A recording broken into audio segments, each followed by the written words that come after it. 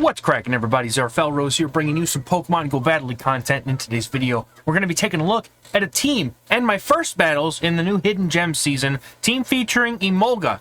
Yes, the newly buffed Emolga has Acrobatics, which now makes it a great Corebreaker to the Medicham Noctowl core. And dude, this thing is so much fun. Let's get into the battles here.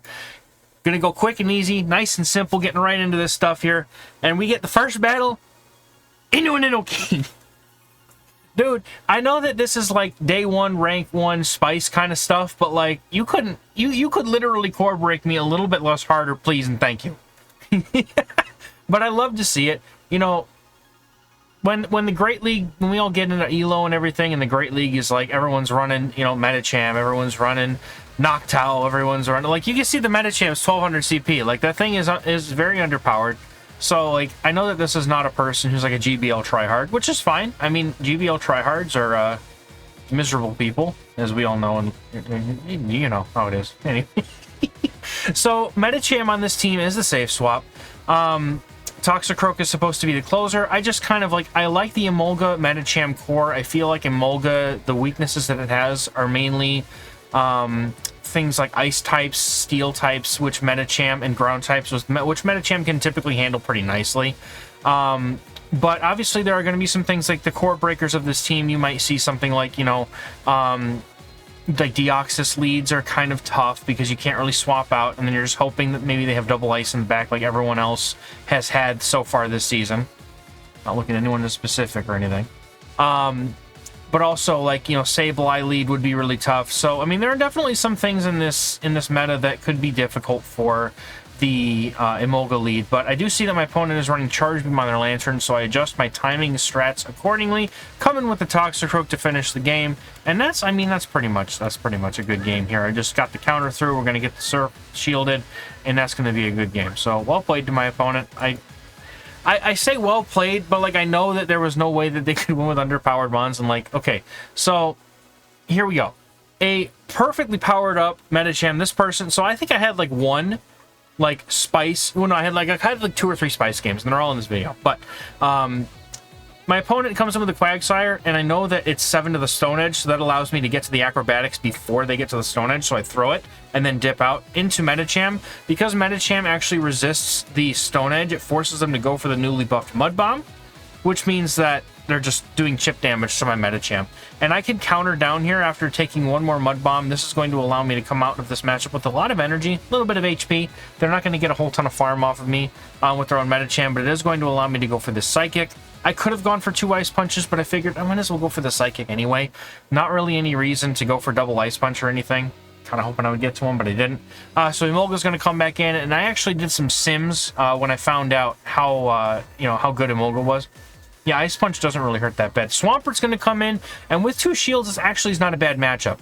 So normally what I probably should do here is just go straight for the counter down, but I do want to be able to get the shields off of my opponent, because if I can land a move against them later, I'd rather be able to do it with the shields down rather than have to go through 2 shields afterwards. So I'm going to counter down this Swampert. At this point, I'm going to shield and counter down, and I'm just going to throw the Mud Bombs into the Medicham, and that's basically going to be it. And after we get these 2 Mud Bombs off, that is going to be a good game, because they are not at enough energy for 2 charge moves, so this is basically going to be, yeah, this is over. Emolga, unfortunately, didn't get a time to shine as much, but that Acrobatics, like, you saw how much damage that Acrobatics did. That was a lot of damage to a Quagsire, which is pretty tanky. So, Togekiss, right? I'm quaking in my wee little boots, okay? Because this thing actually does very well into the back line, but my opponent's running Air Slash on the Togekiss, and they come in with a Charizard. My opponent doesn't really realize what's about to happen. They shield the Charizard. They're like, oh man, this is definitely some rank 1 spice here. The first fight, that one shot discharge is so good. They're triple weak to the Emolga. They're running Water Gun Lapras. Yeah, there's not a whole lot for me to like strategize out. I normally like to just kind of, you know, throw my thoughts out on these videos, but like when you get to this rank 1 stuff like Mr. Mime, like this is actually terrifying, because I'm like, oh no, I have a have two fighters in the back, dude. So I'm kind of hoping that this person falls into the habit that most people fall into, and they shield everything. So I'm with good timing. I'm going to go for the discharges here. I do know that Mr. Mime is pretty frail, actually. I mean, you see how much damage just these Thunder Shocks are doing? So I'm going to try and do as much as I can. Now, I did leave myself with about 2 away from the discharge, but I have to swap out. And they let it go, so I swap immediately, start getting ahead on energy with the Medicham, and I get met with a freaking Charm Ninetales. So this is going very well. They threw right away at the Weather Ball, so I'm pretty sure I live a Weather Ball. I'm going to just gamble on that fact, and I do. So I go straight for Psychic here, because I don't want to risk getting taken out by this Charm for one more counter. They shield. Great for me.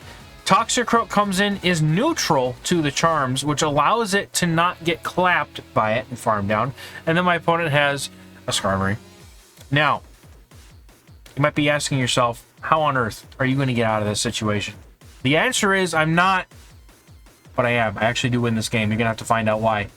Keep watching. This is great. So we go for the Mud Bomb here, and because I was 2 away from that discharge, I can come in with my Emolga, do 2 Thunder Shocks before they can get to 2 Air Slashes, take out the Skarmory, and that is a good game. That was like the sweatiest rank 1 battle I have ever had. Ever. Starmie! Dude, I love this. I love rank 1 so much. And it's not because I get to dunk on noobs. I love rank 1 because it allows me to play against things that I've never seen before. And it's actually really kind of fun to learn about this stuff in the moment, but also be like, try and find these win conditions for yourself. And if this was a Draco Meteor, I was going to just completely eat it. But, like, thankfully, it was just a Ice Punch. So, I come in with my Medicham after getting a shield with that Acrobatics, and then I can just go for Ice Punches here. My opponent double shields, which is already going to put me in a good position. I'll give up 1 shield here because I would like to try and get alignment, just because I know that Starmie has, I think it has access to moves that could destroy my Toxicroak's face, and I would rather not risk it. So they come in with Hariyama against the loaded Medicham, and unfortunately this trainer does not realize that my Medicham is carrying Psychic, and that is absolutely going to one-shot that poor defenseless Hariyama. And I try to go for the Psychic, but unfortunately not going to be able to get there. So Emolga's going to come in, finish up the match, go for a discharge, and that's going to be a good game. Well played to this opponent who is running Spice. I respect. I love Starmie is so fun. It's such a cool Pokemon. Like, it's always been one of my favorites. I actually used to run it back in Gen 4 as when I was playing VGC competitive. So here we go with some hard meta Lantern, and then we've got the Noctowl. We're in it, folks. We're in the real stuff now. Rank 2 is the heated, sweaty, try-hard meta teams with Lantern, Noctowl. So here's what I play here. I actually do swap out when I have a neutral lead, like Emolga into Lantern is still kind of neutral. I'll still safe swap into the Medicham quite quickly, just to make sure I can draw out a Noctowl or a Flyer of some kind that'll be able to give my Emolga some sort of energy advantage. My opponent shields here. They have to, otherwise they lose switch advantage. And for all they know, I have another answer to their Lantern in the back, which I kind of do. Toxicroak has that newly buffed Mud Bomb. Now, I would like to try to farm down here, but my opponent went for a Sky Attack, which is weird. They go for another Sky Attack, which is also really weird. I feel like they're trying to bait my shield or something. Shadow Ball does hurt a lot more, so like if you're playing up against an electric type with Noctowl, go for the Shadow Ball, please. Discharge is going to hit for neutral, but since I've got so much energy, I'm going to go for these 2 moves and try and whittle down this Lantern as much as I can. Swap into the Toxicroak now, and what I'm hoping here by doing this swap is I'm hoping to maybe, if I lure out something else that doesn't really care to see Emolga, I might be able to use it for energy. Now, I lure out a Medicham, and I'm hoping that they think that maybe I'm going to throw the Sludge Bomb here. My opponent knows their Medicham's health quite well, knows that even a Sludge Bomb wouldn't really put them in a way that needs to worry. So at this point, I was willing to just let my Toxicroak go, but my opponent goes for a Power-Up Punch bait, which was really weird to me because I don't think I have any shields left. And I just go for Sludge Bomb. So there's a try-hard meta team I'm up against, but my opponent making some really weird plays there, and I'm not really sure why, but you definitely want to go for the Psychic, or at least an Ice Punch in that particular case. Maybe they're running like Power Punch, Dynamic Punch, I don't know. But a really bad lead here against G-Fisk, so when I have G-Fisk in the lead, that's basically like super hard counter, you can't do much about it. So I go immediately for a Psychic on the Medicham to either get a shield or put them low. And the nice thing here is that with Pelipper, if you do land that Psychic, you can then win the matchup. By going in here for the shields that I'm putting up, I'm shielding the first one because it could have been a Hurricane. The second one was just a Weather Ball because they threw too quickly. I can counter down. I'm only down a shield, have a ton of energy, so I can throw a couple of Ice Punches at this Stunfisk. Now, I do kind of wish that I had, like, you know, Dynamic Punch or something, just so I could actually do some damage to this G-Fisk, which is just going to sit here and laugh at me as I throw Ice Punches at it. But at least I get to align my Toxicroak to it now, which is a little bit nicer because these counters are going to add up very quickly, and I still have to shield an Earthquake. I cannot not shield that because if Emolga gets anywhere close to this G-Fisk, I'm toast. So I'm really hoping that maybe they have something in the back that can just get clapped by Emolga, and I really wouldn't call a Venusaur something that gets clapped by Emolga, but I'm going to swap in, play it out. Toxicroak does resist both moves from Venusaur, so that's still something that's worth noting for me. And because they have two shields, I'm just going to go for a bait here. I could have tried to go for double Acrobatics, but I just feel like it would be kind of like, it makes more sense for me to go for the discharge here because they have two shields. Now, they do lose CMP. Emolga wins CMP, which I actually didn't. I thought that Emolga was not quite as attack weighted, but because it's an electric type, most of them are attack weighted, it is. Now, my opponent makes an amazing play here. They go for the swap, and I was looking for it, but I was still tapping. And it's unfortunate that I let it happen, but well done to my opponent. They made a very nice call by catching that move. However, all this comes down to whether or not the Frenzy Plant KOs. It does not. Going to be able to hang on to just a sliver of my HP to get to this second Sludge Bomb, and that's going to take out the Venusaur, and that is going to be a good game.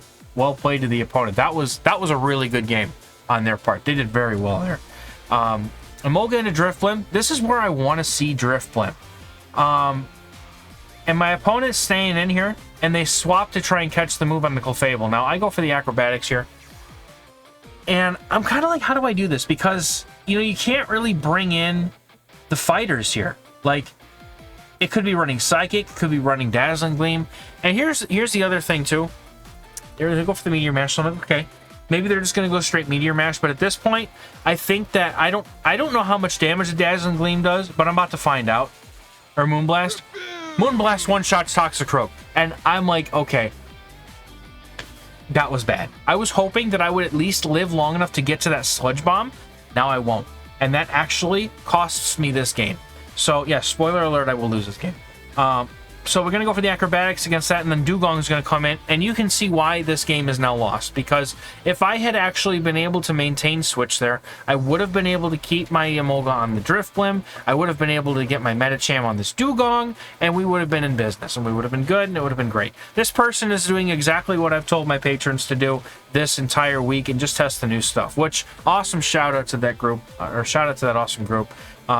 Link in the description and in the pinned comment if you want to check out how to support the channel and my family as well, because everything that I make off this channel goes to help supporting my family. So, and then I also offer coaching on Metafy, something else you can find in the description and the pinned comment below. If you're looking to, you know, increase your level of gameplay this season, or if you're trying to get to that next rank, I would love to help you do so. And this is definitely not rehearsed. I'm actually just doing this off the top of my head, but would love to be involved in helping you reach your new goals. So, anyway, that being said, the opponent had two moves, and I am boned. So, it was close. I mean, despite me screwing up and not... I should just double shielded the freaking Toxicroak, dude. Like, I think that would have been it. But, like... I mean, that was... What are you gonna do, right? Like, I needed to find out, and that's how... Honestly, that's how I sometimes just find out. You know, F around and find out, like they say. But, so, Swampert lead, I'm going to go straight into my Medicham and let them try and figure out what they're going to do. Usually they have double flyers in the back with Swampert, so bring it on, right? So they have Noctowl is going to come in here. I have a bunch of energy. This is hopefully going to allow me to get some sort of an advantage back, maybe get the shield back. They immediately just shield back. So, at the very least now, I've got my shield back and we CMP, so I'm going to be able to get an Ice Punch off and empty their energy, which is really nice. But, you know... We just assume that they've got double fire. I completely forgot, by the way, what I was talking about, like, right before we talked about this matchup. So, my bad. Let me know in the comments what I was talking about so I can answer you in the comments. Shadow Ball is what you're supposed to throw, and that actually does hurt. So that's the problem I have with Emolga, is that while it definitely, like, it's impactful and it core breaks this, the Medicham and Noctowl core, it does have to either shield or eat a Shadow Ball in order to do so. So it's kind of crazy. But we one-shot a Swampert, and my opponent brings in a Froslass, and I'm like, oh, this is bad, dude. This is why they were okay with letting that Swampert go. I have to shield the Avalanche. I don't really think I have a way out of this.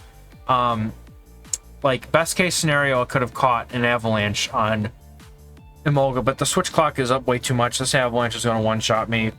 It's over, man. I mean, like, Froslass is one of those things that does literally roll this whole team. Now, it is what it is. So, you know, well played to my opponent, but, like, you have Froslass, and there's not a thing I can do about that. So Dartrix is here. New Dartrix with Leafage immediately swaps out into a Quagsire. I'm going to do the same thing I did before, knowing once again it takes 7 to get to the Stone Edge. They're not going to throw Mud Bomb. I'll throw 7 of my own Thunder Shocks, go for the Acrobatics, and swap into Medicham to catch this move. If it's a Stone Edge, great, but it's probably a Mud Bomb. And it's a Mud Bomb. So we are going to go ahead and counter down here, and then use the energy that is gained off of the Medicham in order to hopefully threaten the opponent's lead when they come back in with it, or I get to see what's in the back. So the Dartrix is going to have to take double super effective damage from these Ice Punches. I am going to get both shields here, or they're going to take a lot of damage. Ice Punch double super effective. Dartrix is bulky, dude.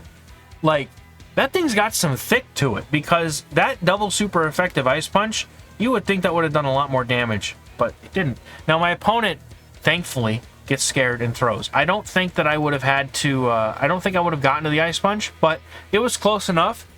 And they come in with a Swampert. We're going to be able to do the same thing as before with 2 shields. I'm going to be able to get the 2 Mud Bombs against this Swampert, and that's going to allow me to take it out. And then we're just going to, take care of the Dartrix with Emolga, because Emolga completely resists the moveset of the Dartrix having, them having grass and flying moves, because Dartrix is not part Ghost, doesn't have Shadow Sneak, so it's not possible to have that in the moveset. So we just go for the Mud Bomb here, take out the Swampert, and then I could honestly just go for the Sludge Bomb if I wanted to against Dartrix. It's pretty low, but that's okay. That's going to be a good game, and that is going to be a wrap for these sets. Once again, running Emolga Double Fighter. The Emolga Medicham core is really where it's at. I know this was only 3-2, but I had a 5-0 before this, so sue me. But Emolga and the Medicham core are super strong, and it's one of the good cores. I think, and Emolga is just super strong because it core breaks Medicham and Noctowl, and it has good play against Lanturn. So, in my opinion, that's a win, and that's going to be it for this video. Thank you all so much for watching, and we're going to catch you in the next one. Bye-bye.